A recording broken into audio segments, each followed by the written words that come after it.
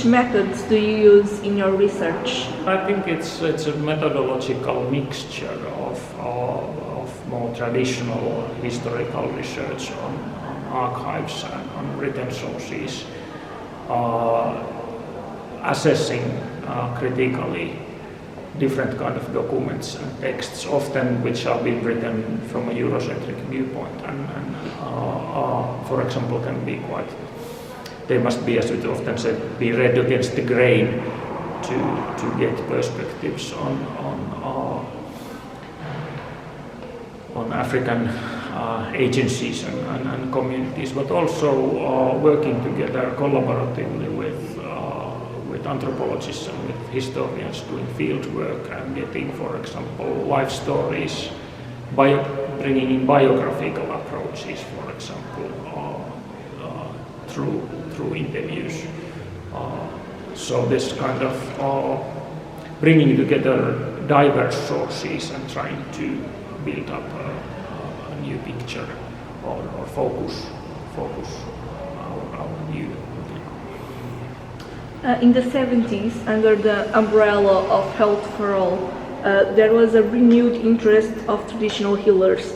How was it in Malawi, and how was it now? Is it now? It is now. We are still working on the theme, but the sort of early studies indicate that it may have been more in the early and late 90s that the traditional healers associations were becoming more active with the multi-party democracy. Was there had been earlier already some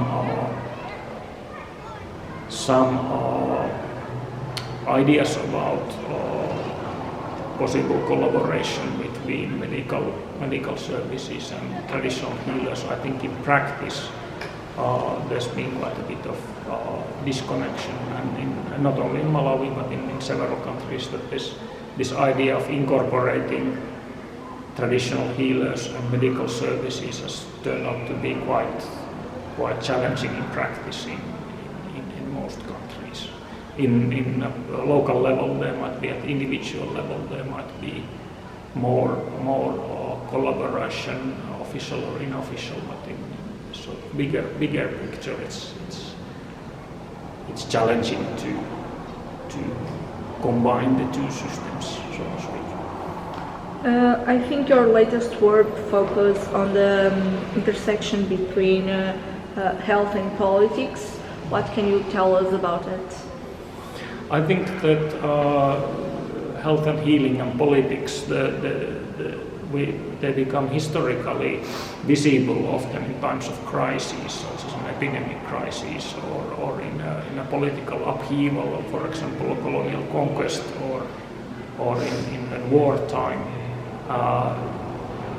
But one of the challenges also for the study is that it's easier to find out about conflicts and crises that end up, for example, in court, or create a lot of sources in that way.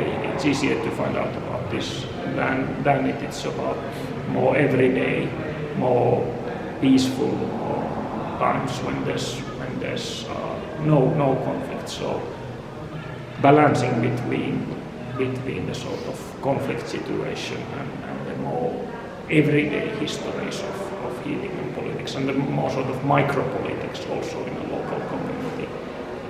I think there's much work to be done there. How do you see the difference in working in Africa for the first time and then right now on the field? Do you see a slightly difference in your field work? I think that I think in the beginning I was being more impatient. I think this idea of needing more time and being open to new stories to open. I think that's something that's changed. Do you think if you started right now your focus on African studies, the focus would be a little bit different, or you would go on the same direction? I think that if it had been possible for me to spend more time and actually learning the vernacular and have spent longer periods, then that would have definitely been better. But for me as a historian, as an outsider, that has never been possible. But if starting from scratch, and if it was possible to have that kind of longer fieldwork training and learning of languages, that would definitely something that I would have. Do you have like any advice for researchers, young students? About? I think just